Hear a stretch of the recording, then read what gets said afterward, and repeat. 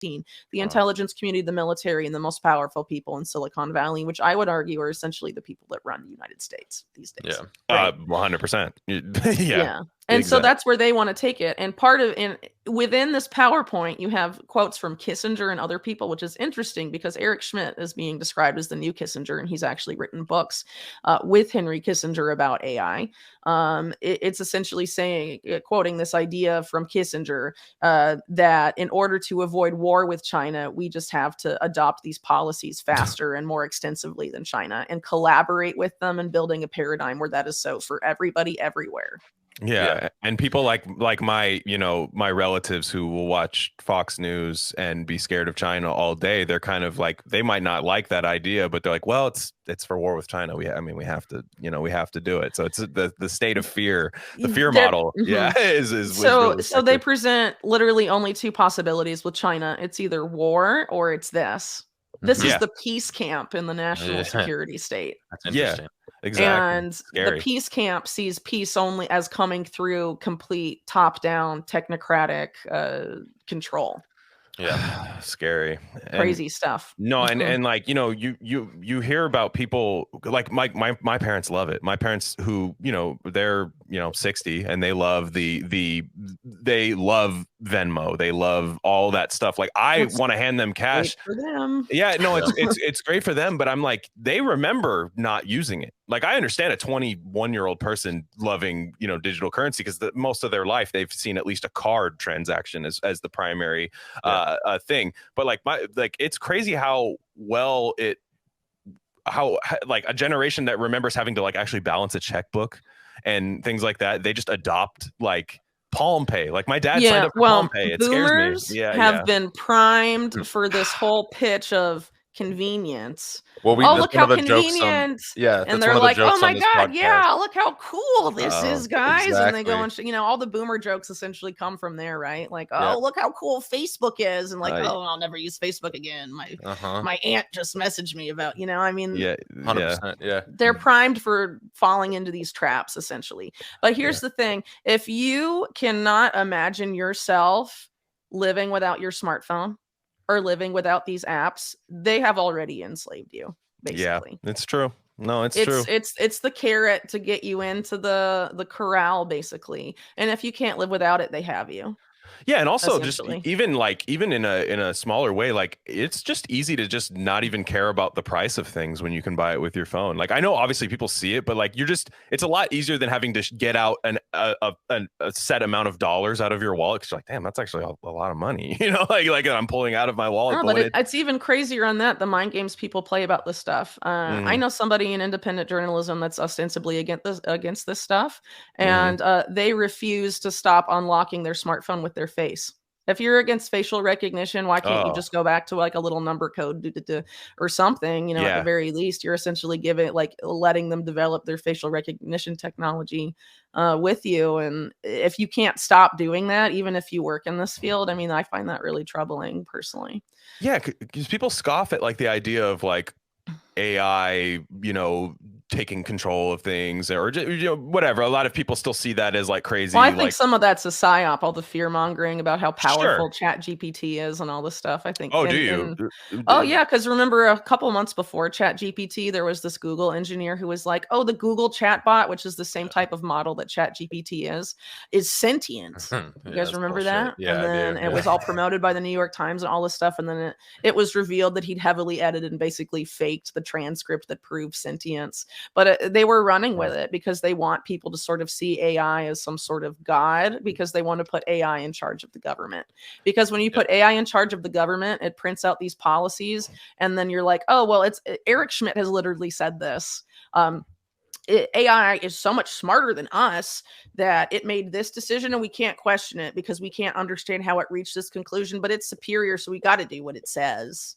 Yeah. And that for these guys is the perfect Wizard of Oz screen for them to get away with every insane policy they've ever dreamed of and 100%. Never have accountability ever, because it'll just be computer says yes, computer says no. And it's Kissinger and Eric Schmidt that wrote a whole book about that paradigm essentially and why it should happen. There's an interesting thing awful idea. Yeah. There's an interesting thing going now where U.S. policy is becoming so openly hostile to crypto innovation, which is totally understandable from their point. While at the same time, this AI push is going absolutely crazy with the central bank digital currencies. Mm-hmm. And it's so funny. I don't expect like normies to understand, what Bitcoin is, but it's so interesting how they really still have no idea what it is and what makes it special, or any decentralized crypto Well, special. yeah, a lot of Yeah. people, for example, that are just casual observers assume that Bitcoin and cryptocurrency are synonymous. So, like all Yeah. Right. cryptocurrencies and Bitcoin are the same. But then you have Gary Gensler, the SEC chair, saying that Bitcoin's a commodity, but all other cryptos are securities. And Yeah. that should just tell like the regular layperson that like there is a difference, right? Yeah. And to maybe look into that if they're interested. Yeah. I guess. But I think the reason you're seeing this big regulatory crackdown is because the Fed is preparing for central bank digital currency time. And if you have any other digital currencies that are competitors to the CBDC will not be widely used and adopted, because the whole reason they want a CBDC, as admitted by heads of central banks, whether it's the head of the BIS or the head of the European Central Bank or whatever, it's all about this programmable money functionality, meaning they can make your money work and not work under certain conditions as they see fit.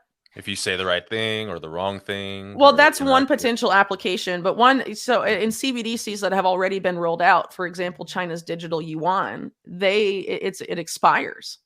Fuck. So Yeah. the central bank decides whether you spend or don't spend, you save or spend your money. You can't Wow. save, essentially. And I remember You Mark lose that Cuban control. floated that idea for our stimulus. I remember like the stimulus Oh, check. He yeah. was like, hey, it's like got to be spent at like, in the economy, like right. you can't save it or else like we get, he was like that. I don't think that's what happened, but like Yeah. that was, that idea was being floated out there. And I remember people thinking like, wow, so true. It needs to stimulate the economy. Right. Yeah. So maybe if they start with the expiration date and that's the only programmable function it has for now, but you give that type of micromanagerial control to these people and they're going to push the envelope, because they always have. And why would they do anything different than what they've done throughout history? And why give them that insane power? So anyway, that functionality. So for example, in the paradigm where you can get financially punished for thought crime or financially punished for your dietary choices and stuff like that. If you have a currency that's equally valid, also digital, that does not impose those restrictions on you, you're not going to use the one that imposes restrictions on you, right? So the Fed has to destroy, first of all, they have to destroy stable coins, they have to destroy competitors to the Fed Now service, and really any sort of digital currency competitor has to go. This is the first time anyone's brought this up on the podcast. Glenn, are you aware that the Fed is creating a US dollar coin called Fed Now, which I think is it's not a coin, it's like a settlement service. Oh, okay. So they can, it's a Venmo. 24/7 transaction. I love thing. that So name. instead of Fed just Now. having to bank and stuff like that during banking hours, right? Yeah. It can be whenever. And this is, some people have argued that's why like Signature Bank was shut down, and I think Silvergate also, because they sort of had systems that were seen sort of as being competitors to that. And then a lot of these recent bank issues cause problems for major stable coins like USDC, for example. Yeah. So I think that's sort of the target there. But in addition, some of the stuff that we've been talking about before you brought up crypto and that are also related to crypto is this broader effort to essentially control the internet and eliminate online anonymity as well as financial anonymity in general. And so the entity that I think people should pay attention to in that regard is a public-private partnership that's housed within the World Economic Forum. And it's very important for Americans because some of the biggest banks in the US are part of it, like Bank of America, as is the Department of Justice, the FBI, and the US Secret Service. So, those parts of our government are involved in drafting these policies. And what they argue for, there's a couple things they argue for. One is the merging of Wall Street banks with their regulators and law enforcement for the purpose of preventing cybercrime. Interesting.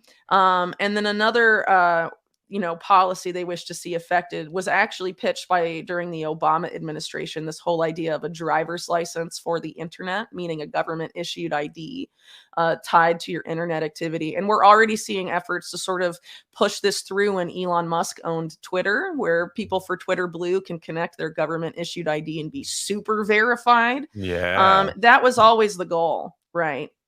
For social media, is to have it tied to a government issued ID, because no more troll accounts, right? No more anonymous stuff. They'll know everybody they'll know who says what, right? And you're already having people being arrested for social media posts in the US.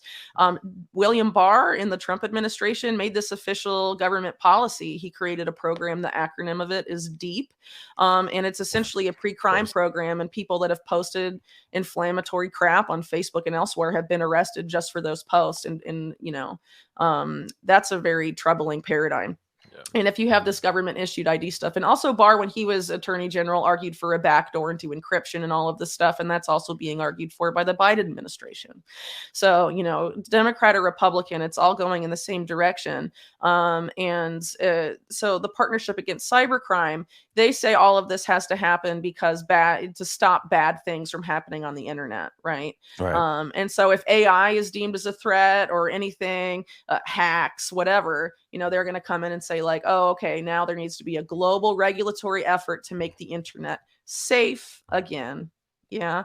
And then you're going to see this push to have a government issued ID connected to your internet activity. And they've been planning that a really long time. And the other part of it that's mentioned in their policy papers of this particular group is about crypto. They argue that cryptocurrency is a major driver of cybercrime, and that in order to stop that, not only do you have to use governments to basically prohibit people from using cryptocurrency as legal tender, you also have to drive the value of cryptocurrency to zero, because as long as it has a value, they argue it will be a driver of cybercrime. And they define cybercrime not just as hacks or ransomware attacks, which is sort of their selling point initially, but if you actually read the policy paper, they argue that people that spread misinformation are also cyber criminals.